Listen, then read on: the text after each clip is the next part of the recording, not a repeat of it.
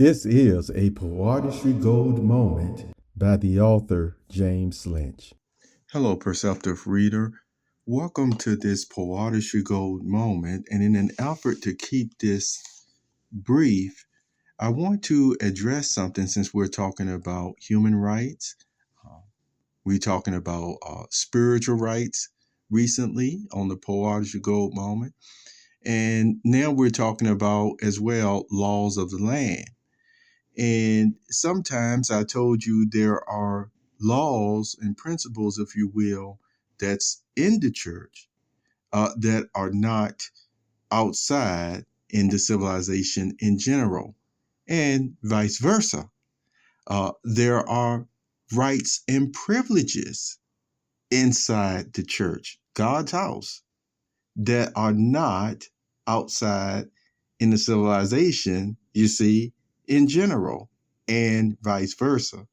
So with that thought in mind, there are times that each establishment, each foundation establishment still face the same questions, but they will resolve the questions or the requests in different ways. And this is an example, which I won't go into specific details, but there was a movie and it was on Ruth Bader Ginsburg, or Bader Ginsburg, and she was actually appointed as a Supreme Court justice by President Bill Clinton way back in the early 1900s, 1993. And then when she went to her sleep in the grave in the year of 2020. Well, in her early career, she dealt with discrimination, you see, of a sort, financial discrimination, if you will, as far as the sexes, women not being able to get paid, you see, the equal pay as men. If they were going for the same position, you see, same responsibilities, they just weren't paid the same, even all the way up until that time, practically. Well, the same goes for being able to get resources, insurances, if you will, SSI, if you will, because, SSI can be used for many things, not just retirement, but actually everyday living, being able to take care of your family, medical needs, etc. So she was talking about even a discrimination that could be made against even men at times.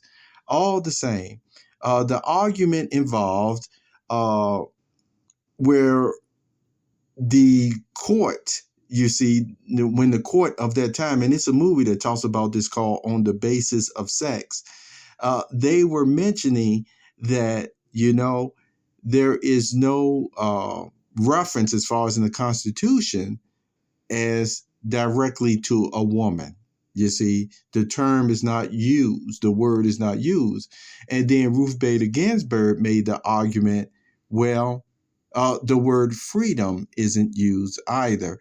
And so she was, again, trying to tell in her argument why they should change even certain, constitutional, you see, laws or what have you, as far as the way it's interpreted, if you will, expressed or what have you, to match with the times that we have way down in this day. And then again, the persons who were ruling on the case, or the judges who were listening, actually were saying, no, we can't do that. That is still the Constitution. We can't change that. Now, with that being said, this is what I want to state to you as far as the reason the Bill of Rights, those type of amendments came about. They came about so that you don't even have to change the language or the wording at all of the Constitution, but the Bill of Rights, or the amendments which the Constitution made allowances for, if you will, in that form of living document, to still, and this is what I want to emphasize, to even express the uniqueness of the individual citizens. And so this is how they're able to make allowances without going in there and saying, we're going to rewrite the Constitution. It's like we still have an amendment that covers this for the health and welfare, and if you will, uniqueness of the society or the individual in this day and age. And see, the superior authorities are able to do things like that. And they can do it in a way that even still the spirituality of the churches don't even have to change. Remember, I told you, as people grow, Paul once said they think as a babe, they think as a young person, but then as they grow older and even chewing on the meat of God's word, they come to a lot of conclusions, even to the betterment of themselves. You see, to improve in their lot of life. There's been persons in their 70s and 80s that, guess what? One day was at this baptism pool here and there saying, it took me this long to find God.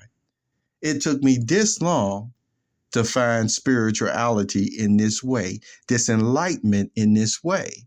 And guess what? They were able to do it because the Bible wasn't changed. That foundation was still there as God walked them along and finding their way. You see, of the spirituality of enlightenment, of removing chasms and being able to reconcile in Him the different ways. So, what am I saying? In the world, and it's been like this for thousands of years, you still have both. The superior authorities have their way, their leniency, and still you have solid foundational, documents like the Constitution, but then being a living document in certain ways, because even the Holy Bible is said to be living, to be breathing in that way. So this is why when we exercise love, we can know what the laws and the principles are in an individual that we're dealing with. You see what I'm saying? And we deal with them in a certain way, even with confessions and things of that nature. Okay.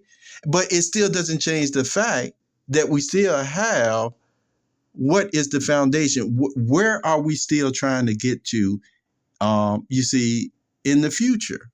All right. And the same thing with at least the Constitution. They protect the people's rights. They protect the laws of the land. They protect against overreaching government, because overreaching government can actually end up encroaching upon the rights of the church. And that is something that, let me use God's name, Jehovah God, would never want. Okay. So anyway, the Bill of Rights is where, and I didn't see the rest of the case of how certain things were resolved, but that's what my understanding has always been, as far as leaving the Constitution alone. But you still got those Bill of Rights and those amendments that have made things more applicable, that persons can have expressions of their own uniqueness, whether we like it or not, whether we like their beliefs or not, but they ain't hurting nobody. You see what I'm saying? You might say, well, they're hurting themselves, but you see, we don't go that far. They have, that's their own self-will, self-governance, or what have you, to just do certain things. And what some people have found, that if they just obey the spiritual principles and human rights principles, that then some of those same individuals that they think don't, really know what's going on or what have you, they may be in their 70s or 80s, and they come to the conclusion of, okay, I'm doing this or doing that. What we have to do is be loving and patient, in the process. Take care.